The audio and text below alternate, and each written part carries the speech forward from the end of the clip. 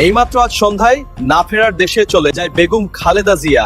হাসপাতালের কাছে উৎসুক জনতা সেখানে ভিড় করছে। সরকার কত নির্যাতন ওনাকে করেছে, তারপরে উনি এই দেশ ছেড়ে চলে যান নাই। এদিকে হঠাৎ খালেদা জিয়ার এই সংবাদ শুনে সারা দেশ কান্নায় ভাসছে। তারেক রহমান দেশে এসেই তুপের মুখে পড়েন সেনাপ্রধানের পরিকল্পনাতে। এই নিয়ে বিএনপি দল খালেদা জিয়ার শেষ খবরটি শুনে জিয়া পরিবারের ভাগ্যটাই এক নির্মম পরিহাস। আজীবন নিজের স্বার্থের ঊর্ধ্বে দেশ ও দলকে প্রাধান্য দিয়ে গেলেন তারা। যে সময়টাতে তারেক রহমানের সবচেয়ে বেশি প্রয়োজন মায়ের কাছে, সে সময়টাতে তিনি আছেন লন্ডনে, আর তা নিয়ে চলছে নোংরা রাজনীতি। মনে করিয়ে দেই যে অনেকদিন আগে বলেছিলাম তারেক রহমান দেশে ফিরতে পারবেন, অন্তত ইউনূস মহাজনের আমলে তো নয়। সর্বশেষ বলা বলি হচ্ছে যে তারেক রহমানের ফেরা হবেই না। বেগম খালেদা জিয়ার বিষয়ে সর্বশেষ যে সংবাদ সম্মেলন বিএনপির, তাতে রুহুল কবির রিজভী জানাচ্ছেন যে মেডিকেল বোর্ড এখনো বেগম খালেদা জিয়ার বিষয়ে সিদ্ধান্ত নেয়নি। লড়েছে বা মৃত্যু জড়িত ঘটনা ঘটেছে, কিন্তু বাংলাদেশের কোনো মানুষের এমন সাড়া কখনোই আমরা দেখিনি। বাংলাদেশের এই পরিস্থিতিতে বাংলাদেশের যত দল আছেন সবাই এক ছাতার নিচে এসছেন। এখান থেকে কিন্তু আরো অনেকগুলা জিনিস আবার সামনে চলে আসছে যে আসলে ঘটনার পিছনের ঘটনা কি, উনি কি বোঝাতে চাইছেন, কারা সেই শক্তি যারা মায়ের এমন কঠিন সমস্যার মধ্যে সন্তানকে দূরে রাখার জন্য পরিকল্পনা করে। দর্শক, আরেকটি নতুন নিউজে আপনাকে স্বাগতম। দর্শক, বাংলাদেশের যে বর্তমান পরিস্থিতি, আজকে হঠাৎ করে খবর এলো বেগম খালেদা জিয়া এই মুহূর্তে রাজধানীর এভার কেয়ার হসপিটালে ইন্তেকাল করেছেন। তার ইন্তেকালের খবরে আসলে পুলিশের যে ব্যারিকেড রয়েছে সেটি কিন্তু হসপিটালের সামনে দেওয়া হচ্ছে, এবং সিনিয়র নেতৃবৃন্দ বিএনপির যারা রয়েছেন তারা কিন্তু একে একে হসপিটালে জড়ো হচ্ছেন। তো এ বিষয়ে সালাউদ্দিন আহমেদ তিনি আজকে জানিয়েছেন, আর ইতিমধ্যে আপনারা জানতে পেরেছেন তারেক রহমান অতি দ্রুতই দেশে ফিরছেন। চলুন দর্শক, কথা না বাড়িয়ে মূল ভিডিওতে চলে যাই। একজন সন্তানের সবচেয়ে কঠিন মুহূর্ত কখন আসে? যখন মা জীবন মৃত্যুর সন্ধিক্ষণে, আর সেই সন্তান মাইলের পর মাইল দূরে, দেশে ফিরতেও পারে না। সাবেক প্রধানমন্ত্রী বিএনপি চেয়ারপারসন বেগম খালেদা জিয়ার অবস্থা এখন অত্যন্ত সংকটাপন্ন। আর এই সময়ে তার সন্তান বিএনপির ভারপ্রাপ্ত চেয়ারম্যান তারেক রহমান প্রকাশ্যে বললেন, মায়ের স্নেহ স্পর্শ আমারও তীব্র আকাঙ্ক্ষা, কিন্তু দেশে ফেরার সিদ্ধান্ত আমি একা নিতে পারি না। বিষয়টি আমার একক নিয়ন্ত্রণাধীন নয়। প্রশ্ন উঠছে, কারা এই সিদ্ধান্ত নিয়ন্ত্রণ করছে? কিসের ভয়? কোন শক্তি তাকে আটকে রেখেছে? ঢাকার এভার কেয়ার হাসপাতাল, 24 ঘন্টা আইসিইউ পর্যবেক্ষণের মধ্যে বেগম খালেদা জিয়া। চিকিৎসকদের ভাষায় তার অবস্থা অত্যন্ত সংকটাপন্ন। রাষ্ট্র, বিদেশি চিকিৎসক দল, কূটনৈতিক মহল সবখানেই উদ্বেগ। দেশের বাইরে আমার কোনো ঠিকানা নেই, এটাই হলো আমার ঠিকানা। এদিকে লন্ডনে অবস্থানরত তার ছেলে এবং বিএনপির ভারপ্রাপ্ত চেয়ারম্যান তারেক রহমান ফেসবুকে লিখলেন, আমার একক সিদ্ধান্ত গ্রহণের সুযোগ অবারিত নয়। বিষয়টি স্পর্শকাতর, বিস্তারিত বলার অবকাশ নেই। রাজনৈতিক অঙ্গনে এই দুই লাইন তোলপাড় ফেলে দিয়েছে, কারণ অন্তর্বর্তী সরকার ক্ষমতা আসার পর বহু পুরনো মামলা খারিজ হয়েছে। দেশে ফিরতে তার কোনো বাধা নেই। তাহলে আইনগত কোনো বাধা না থাকলে তারেক রহমান দেশে ফিরতে পারছেন না কেন? তারেক রহমান অতীতে দেশ ত্যাগ করেছিলেন চিকিৎসার জন্য, রাষ্ট্রীয় চাপে বা রাজনৈতিক চুক্তির অংশ হিসেবে।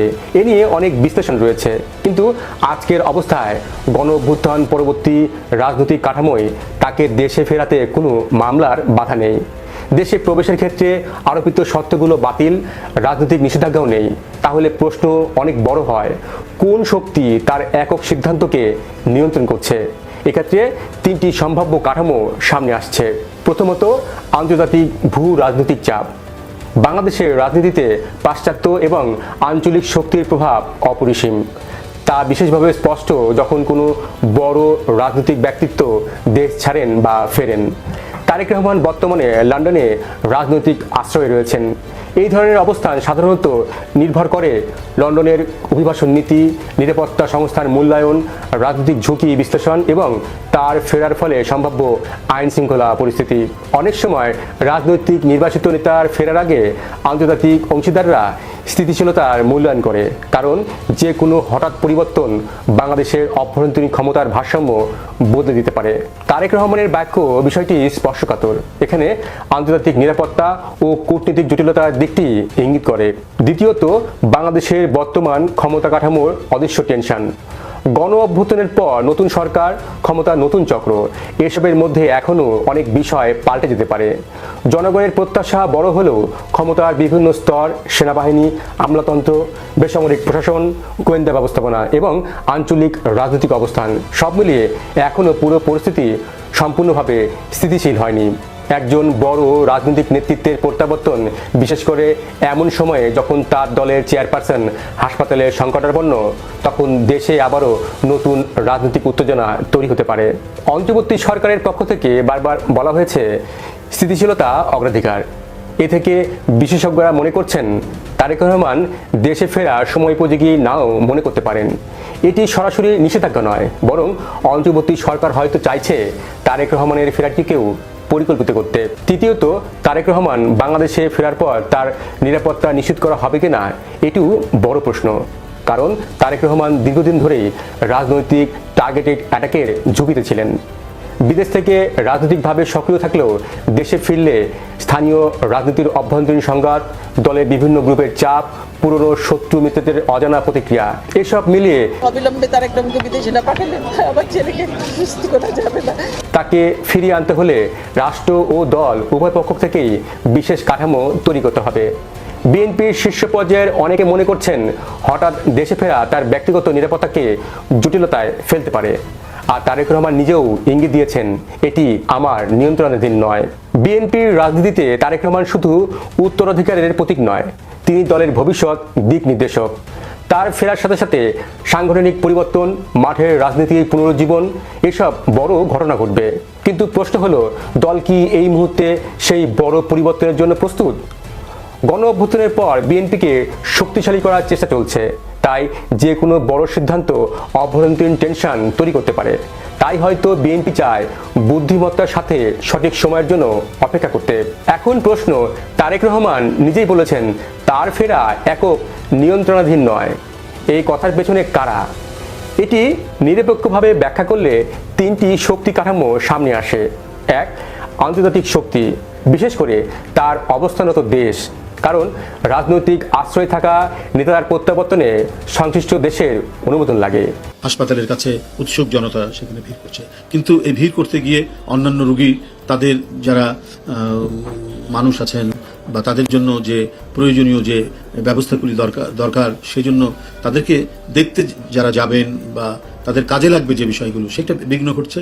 এমনকি আমাদের নেত্রী, দেশনেত্রী বেগম খালেদা জিয়া, তারও চিকিৎসা কার্যক্রমে এক ধরনের বিঘ্ন ঘটছে। তো ওই এলাকাটা যদি মোটামুটিভাবে ভিড় কম থাকে, শান্তিপূর্ণ থাকে, তাহলে চিকিৎসকবৃন্দের, কারণ তাদেরও তো যাতায়াতের ব্যাপার আছে, হ্যাঁ, তো অনেক চিকিৎসক যাচ্ছেন আসছেন, যার যখন ডিউটি সেইভাবে কর্তব্য পালন করছেন, কর্তব্য পালনে যাতে কোনো ধরনের বিঘ্ন না ঘটে, কোনো ধরনের বাধা সৃষ্টি না হয়, এই কারণে আমরা বলে আসছি এবং ভারপ্রাপ্ত চেয়ারম্যানও আমাকে বলেছেন আপনাদের মাধ্যমে আমরা যেন সকলকে যেন আমরা অবহিত করতে পারি, সেই বিষয়টি আমরা গতকাল থেকে অবহিত করে যাচ্ছি। আমরা প্রেস স্টেটমেন্ট দিয়েছি, আবারও আজকে আপনাদের সামনে বলছি, যারা সেখানে অবস্থান করছেন, ভিড় করছেন, হ্যাঁ, উৎসুক জনতারা যারা সেখানে দাঁড়িয়ে আছেন এবং তাদের এই ভিড় করার কারণে হাসপাতালের স্বাভাবিক কার্যক্রমে অনেক বাধা তৈরি হচ্ছে, বিঘ্ন হচ্ছে। তো এইটা করা উচিত হবে না।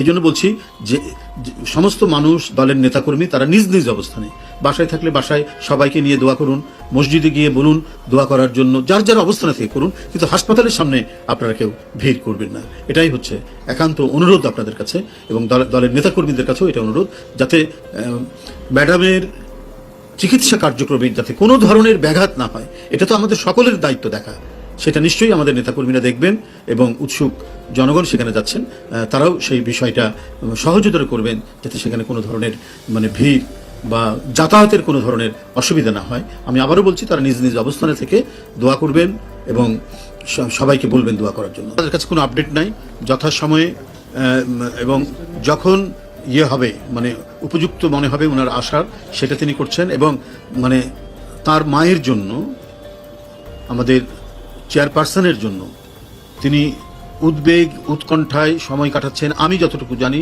প্রতি মুহূর্তে দায়িত্বরত চিকিৎসকদের সাথে তিনি সবসময় কথা বলছেন এবং তাকে বিদেশ নিয়ে যাওয়ার ব্যাপারে তার শারীরিক অবস্থা কখন কিভাবে হবে এই নিয়ে আমি বলবো যে উনি ঘুমানোর সময় পায় কিনা সন্দেহ রয়েছে।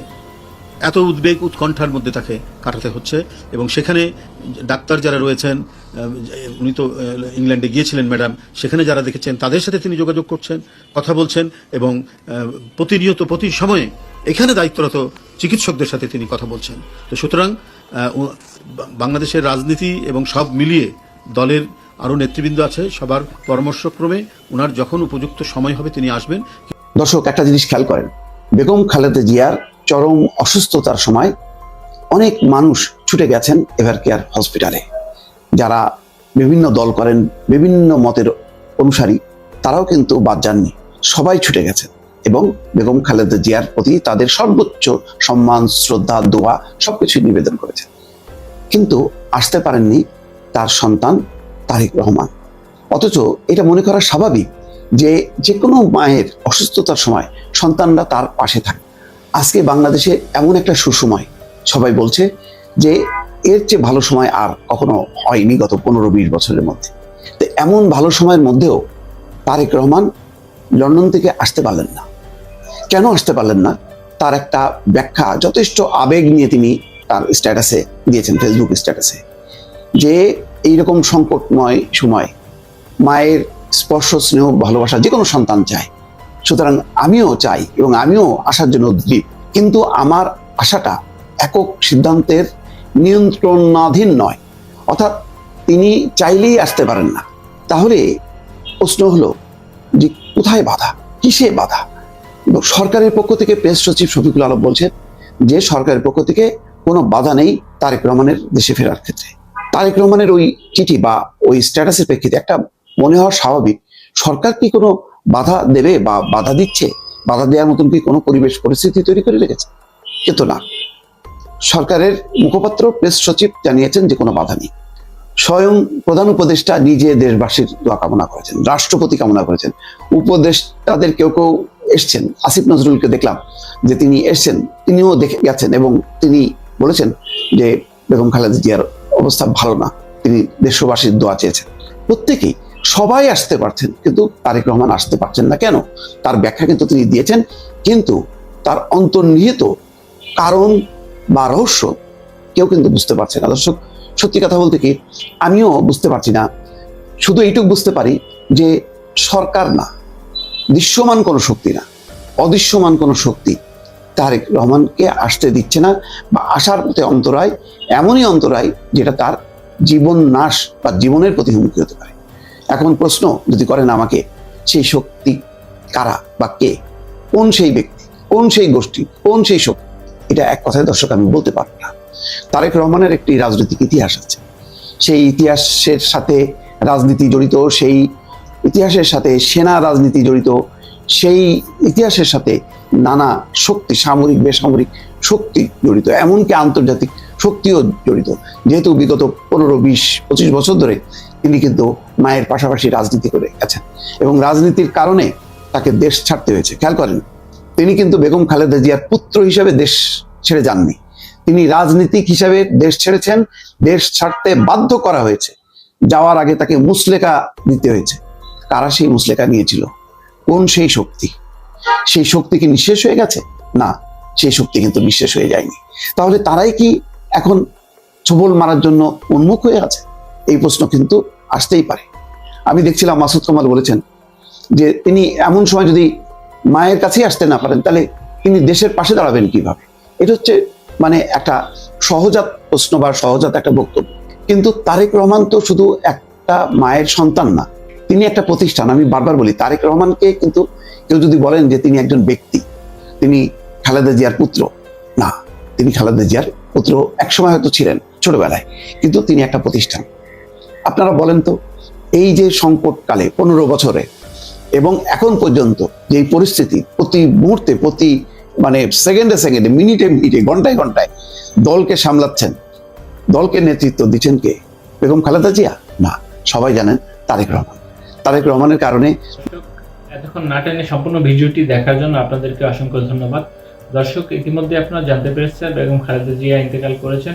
মতামত কমেন্ট সেকশনে জানিয়ে যাবেন এবং পাশে থাকা বেল আইকনটি বাজিয়ে আমাদের চ্যানেলটি সাবস্ক্রাইব করবেন।